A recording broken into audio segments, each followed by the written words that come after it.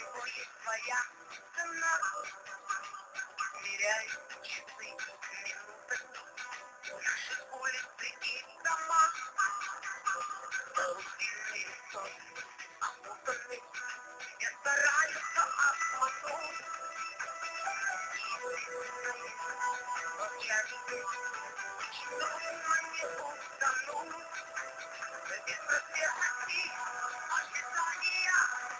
Алло, алло, ну как дела? А я давно дождала. А я откуда здесь звонили все, везде. Алло, алло, ну как дела? А я давно дождала. А я жила, откуда здесь звонили все, везде. Город попал в сеть. Словами резкие, нахлынувший вдруг тоски. Спасай, между душами вся тоска.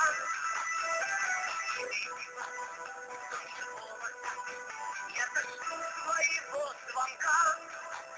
Я соскучилась по голосу. Алло, алло, ну как дела? А я давно так ждала. А я жила, откуда здесь звонили все, везде. Перед вами две пары картуш. Первого фараона и королевы. Первая картуша первого послепотопного до династического фараона независимого Египта принадлежит Гермесу Первому, который на языке атлантов означал Горамас, бог и жрец. Направо первая картуша первой королевы. Картуше фараона мы видим иероглиф божественного символа власти, страусовое перо. Первый иероглиф сверху означает сушу, землю с растениями.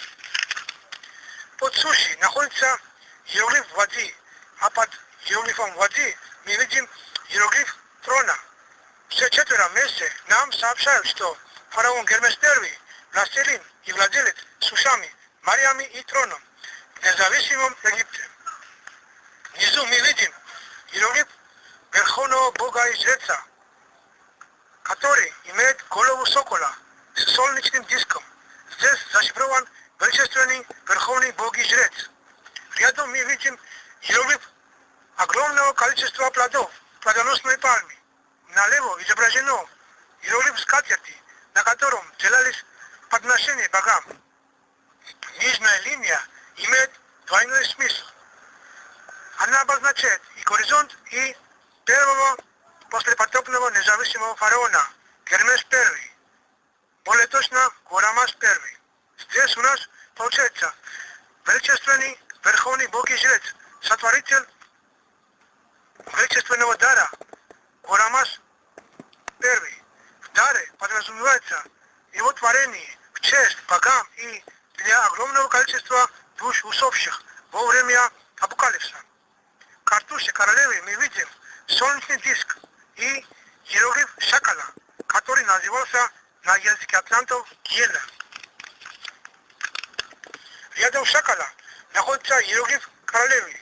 У нее на голове страусовое перо, символ власти и влияния. В руках она держит античный крест, ангх, как бы страхуется от властелина того света, которым являлся Гиена. Но Гиена у атлантов также связан с гениальностью. Нижняя линия здесь тоже имеет двойной смысл. Она обозначает и первую королеву, и горизонт. Получаем ее сиятельство, гениальная королева на свете. Следующая пара картуш первого послепотопного фараона и его королевы является усовершенствованным моделом первой пары. Картуш фараона полный смысл читается так.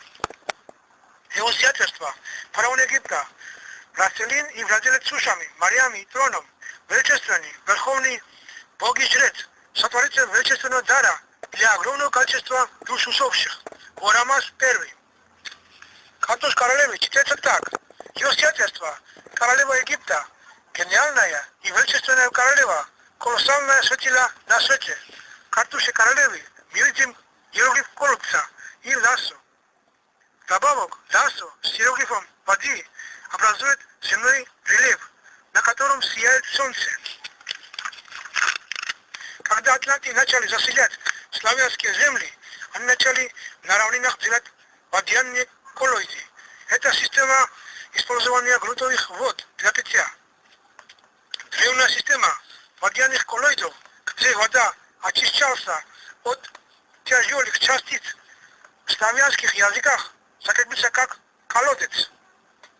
Картуше иероглиф коллоида вместе с ласо дает слово колос, а вместе с солнцем означает колоссальное светило. Такие картуши носили и другие королевы. Видно, что она очень нравилась прекрасным властелинам в Древнем Египте. Сейчас вы видите картуши второго эпохального фараона Древнего Египта, прежде величественного Гермеса. В первом паре картуш фараона и королевы мы видим раздел власти. В картуше фараона видно иероглиф Гермеса, рядом иероглиф плодоносной пальмы. Здесь у нас горизонт, который также указывает на второго послепотопного фараона. Внизу видно скипетр фараона, винная бутылка Атланту и жезл, который имеет форму крюка, пастуха овец. В картуше отсутствуют иероглифы земли, воды и трона, зато их мы видим в картуше королевы. Прежде величественный Гермес II строил огромный комплекс на плато Гиза и множество храмов в дельте и в долину Нила. Ему было не до управления сушами, морями и даже без отдыха на троне.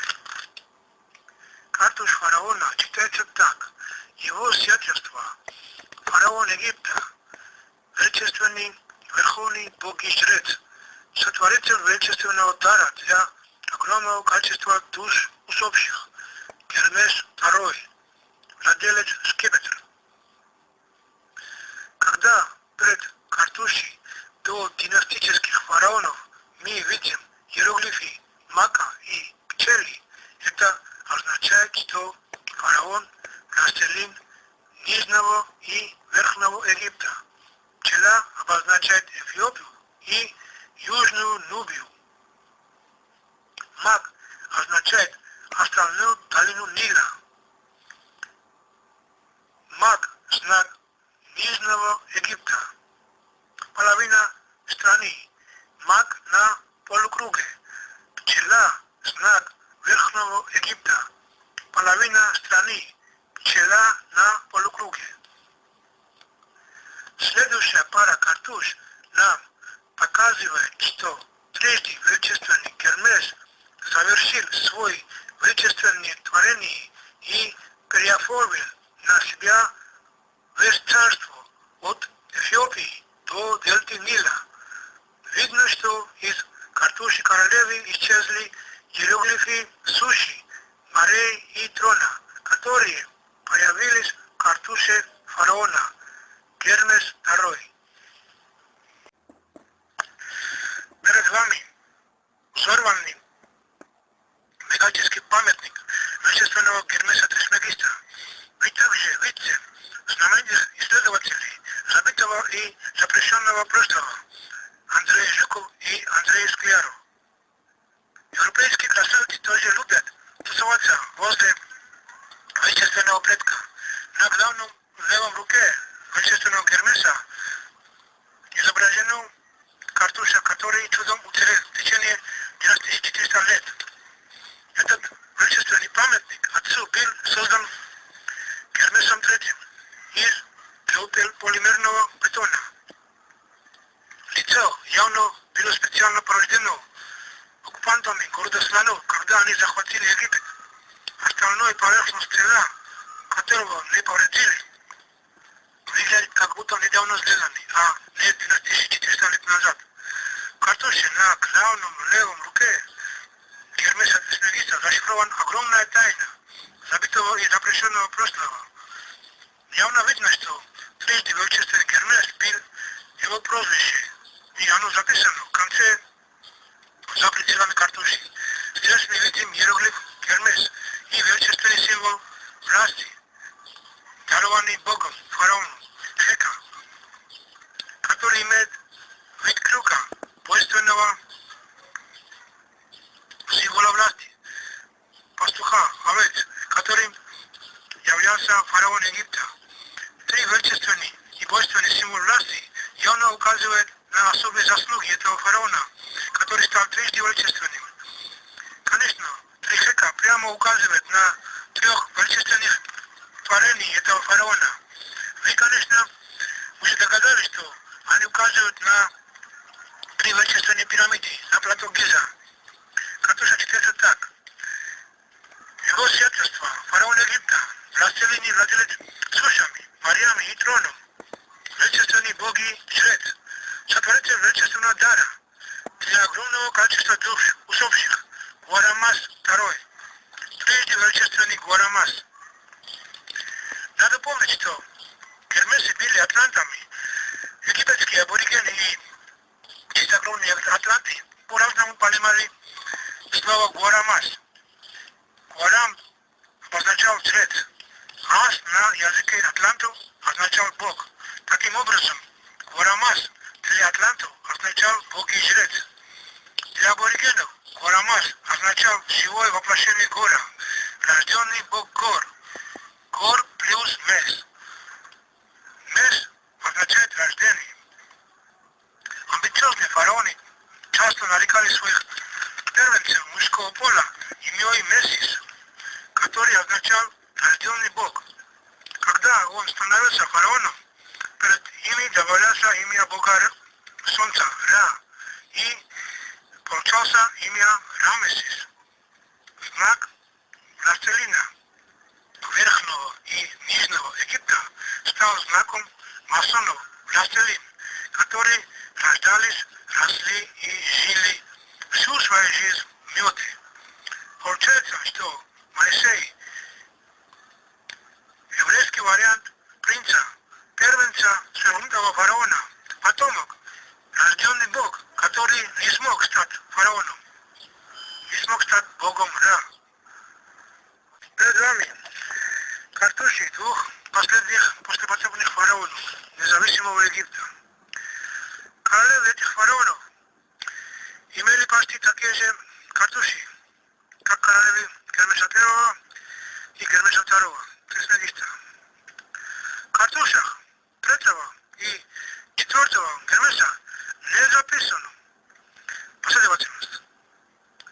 Гермес 3 и Гермес 4.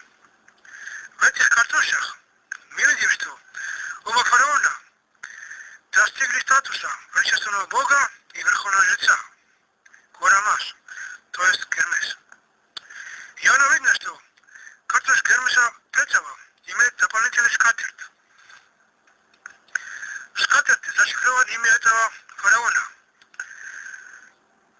Фараоны этой эпохи на камнях писали символическими иероглифами, чтобы максимальную информацию записать на минимальный площадь камня.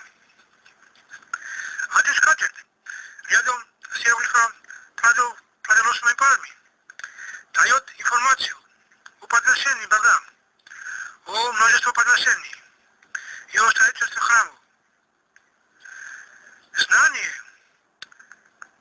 истории той эпохи дает точную информацию, которая зашифрован во второй скатерти. Атланты слишком много времени проводили за столом. За них работали аборигены, которые обеспечивали атлантов свежей и качественной пищей. Бог пиршества у атлантов очень ценился. Этот бог застолья на современном языке переводится как скатерть.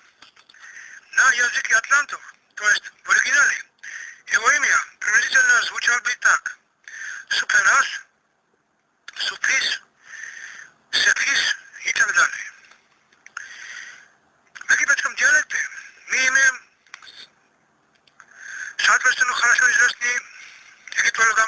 цифру и малоизвестный приблизительно супербек, где бек означает Бог. Это имя у нас встречается в круглом денежском зодиаке, где она указывает на планету Уран. Странник или пастух с посохом, который указывает на планету Уран, над головой имеет 3 иероглифа: скатерть, нога и нож. Эти иероглифы ошибочно читаются как себек. Более приблизительно будет супербек, то есть бог-скатерть. Это означает, что Гермес III носил имя бога пиршества и планету Уран. Атланты хорошо знали, что Уран не виден для невооруженного глаза. И, конечно, с юмором планету дали имя бога пиршества — Суперас. То есть бог супер, скатерть, скрытый от глаза долой, постоянно занимается пиршеством.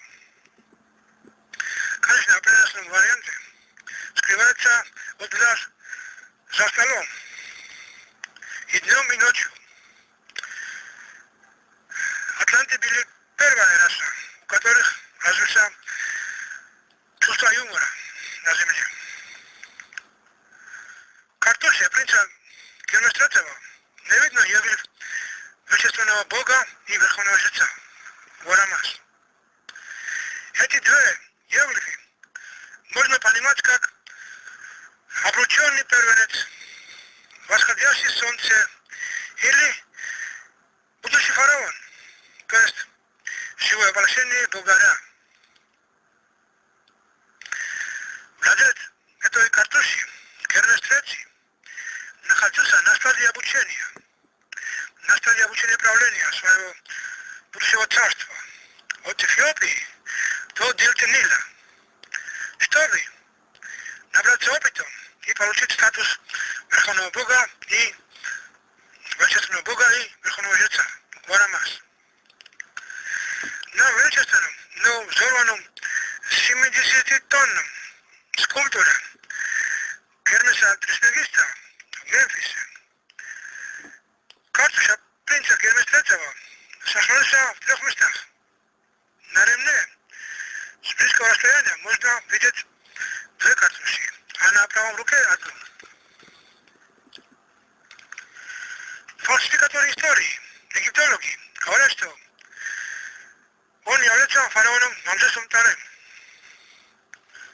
Они все видевшие памятники и настенные изображения Гермесов приписали, к сожалению, из-за незнания египетской истории и истории человечества, они приписали к династии Рамзесов. В этом величественном памятнике Гермес Трисмегист послал для нас античный месседж, кому он оставил свое царство. После смерти прежде величественного Гермеса Верхний Египет, страна меда, ушел в сторону. Неизвестный, амбициозный властелин в горах Эфиопии отказался подчиниться молодому правителю Гермесу III. Если мы знаем реальную историю, даже один скульптурное изображение на стене может сказать множество секретов.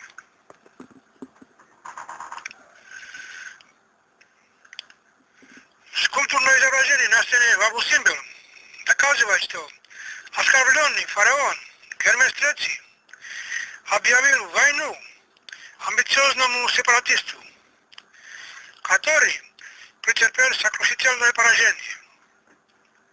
Для доказательства мы видим множество пленников со связанными руками и в оскорбительном позе на коленях. Эти пленники не похожи на негров, нубийцев. Они больше похожи на европейцев. Ассимилированную расу атлантов-хамитов Верхнего Египта. Дополнительно,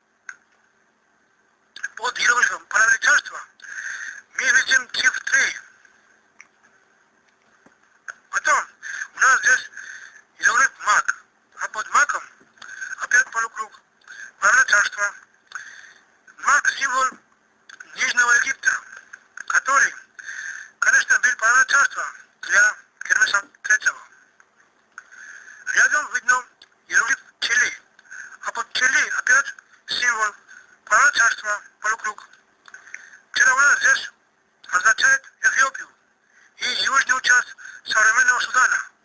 Эти территории приблизительно подразумеваются Пановное царство, которое было возвращено в единое царство. Иероглиф короля Тибет похож на букву Ш. Возникновение буквы Ш в коптском и в кириллице напрямую связан с иероглифом короля атлантов, с Тридентом. Шар на языке атлантов означал король, который в славянских языках закрепился как царь. Это обычная закономерность лингвистики. За приблизительно 12400 лет слово «шар» превратился в слово «царь». Мы на базе знания до династической истории и истории человечества правильно расшифровали иероглифы и сможем сейчас прочитать текст. Символы нам позволяют прочитать текст и очень коротко, и более глубоким смыслом. Первый, короткий вариант. Третий царь Пановное царство стал царем обоих Пановных царств. Второй, подробный вариант. Третий царь Египта от Эфиопии до дельты Нила, который потерял половину своего царства Верхнего Египта, смог объединить Верхний и Нижний Египет, то есть двое Пановные царства, в единое царство.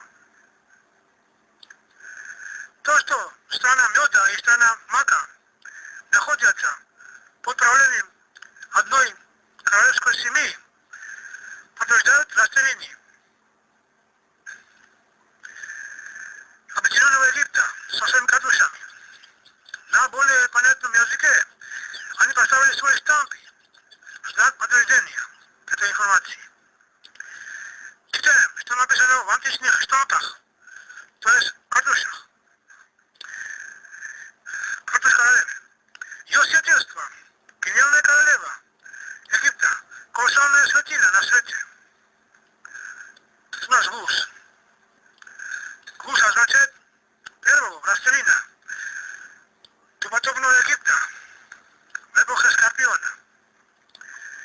Этот властелин Билл Гейт, который начал осваивать эту территорию от дельты Нила до Эфиопии. Так как территория была огромная, он разделил его на три ареала правления, которого правители назвали Верхний Египет и Нижний Египет.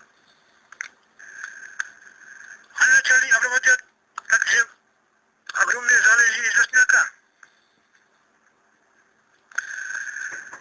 Центр правления Верхнего Египта был в Эфиопии, а Нижнего Египта в Египте, у берегов Красного моря, который назывался море Рубрум, в городе крепости Суэц, более известно под именем Сиес.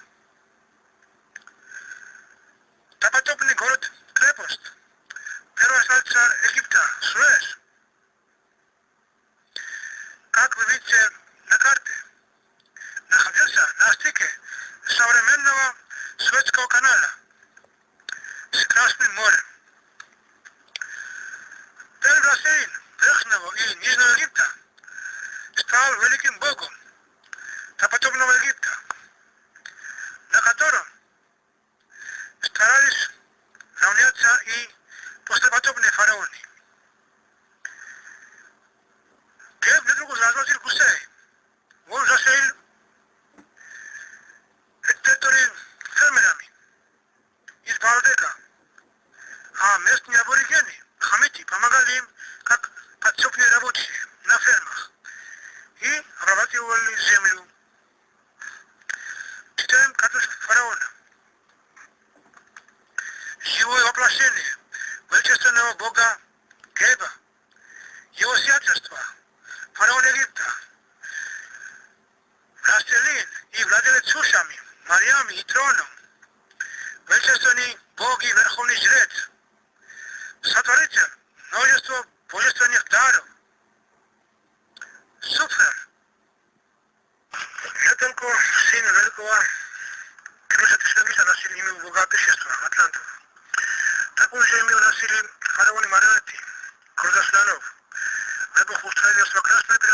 и ломаной пирамиде.